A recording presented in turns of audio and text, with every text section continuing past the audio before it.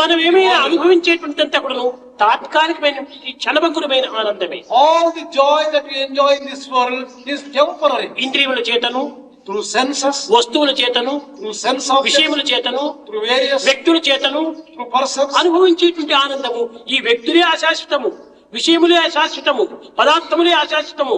అశాశ్వతమైనటువంటి యొక్క వస్తువు నుంచి మనం శాశ్వతమైన ఆనందాన్ని ఏ రీతిగా పొందగలం?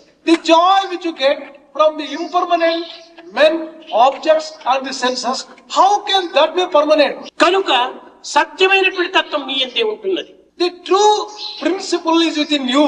అట్టి సత్యతత్వాన్ని మనం పొందడం కోసమనే సాధన అత్యవసరము. To realize that principle of truth which is in you, sadhana is ఇది ఏ required. సాధన చెయ్యాలి? What type of sadhana should you perform? జపమా, Is it ధ్యానమా, japa? లేక యోగమా, లేక యజ్ఞమా, లేక క్రతువా, ఏమిటి?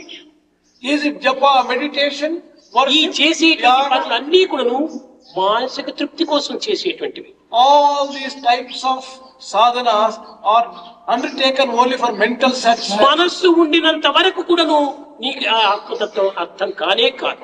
As long as you have mind in you, you can never understand the principle of Atma. నీవి మనస్తత్వాన్ని మర్చిపోతూ రావాలి. You should go on forgetting your mind.